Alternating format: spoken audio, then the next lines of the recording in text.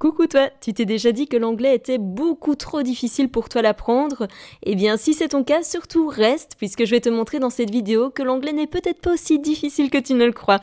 Allez, c'est parti.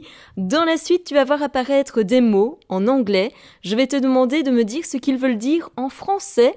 Tu auras très exactement 10 secondes. Tu es prêt? Ça commence maintenant. On commence avec ce mot. OK. À toi de me dire ce qu'il veut dire selon toi. Si tu penses qu'il veut dire « ok, d'accord », eh bien tu marques un point. Passons à la suite. Quand tu vois ce mot, je suppose que tu penses d'office à un autre mot. Si tu as pensé à table, tu marques encore un autre point. Attention qu'en anglais, table se dit « table ». Au suivant. Maintenant, je te propose ce mot. Si tu as pensé à guitare, eh bien tu marques encore un autre point. On pourrait presque dire que c'est « correct ». Ou encore correct, exact en français, tu marques un nouveau point. Ou bien on pourrait même dire que c'est excellent. Excellent, bien entendu. Un autre mot qu'on rencontre souvent en anglais, c'est problem. Si ça t'a fait penser à problème, eh bien tu marques un point. Parmi les autres mots assez familiers, il y a celui-ci, soup. Si tu as pensé à une soupe, eh bien tu marques un nouveau point. On n'oublie pas non plus ce fameux t-shirt. Toi, tu as l'habitude de le prononcer t-shirt en français et c'est correct. Un autre mot qui peut paraître facile aussi quand on le voit écrit. Tu as certainement pensé à village et c'est tout à fait juste. Attention qu'en anglais il se prononce village. Un mot auquel tu es habitué, c'est la fameuse lesson. Et c'est bien sûr une leçon, encore un point. Et puis tu es aussi habitué à ces fameux tests.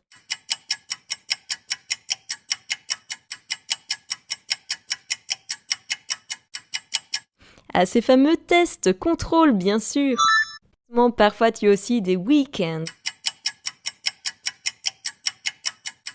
Et oui, ces fameux week-ends où tu peux enfin te reposer. Et tout ça, ça peut être parfois très très cool.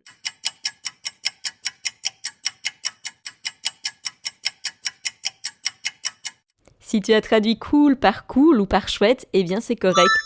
Il nous en reste quelques-uns, dont celui-ci, to arrive.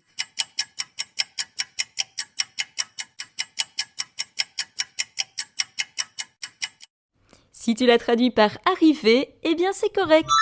Encore celui-là, to complete.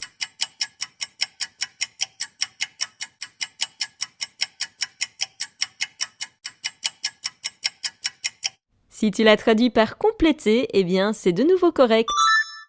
Et justement, en parlant de correct, il y a aussi to correct.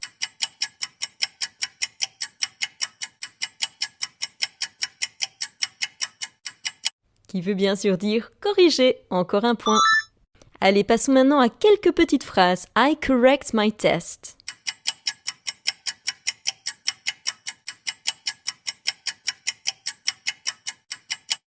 J'imagine que tu as pensé à je corrige mon test et c'est une bonne réponse. Dernier, I arrive at 6.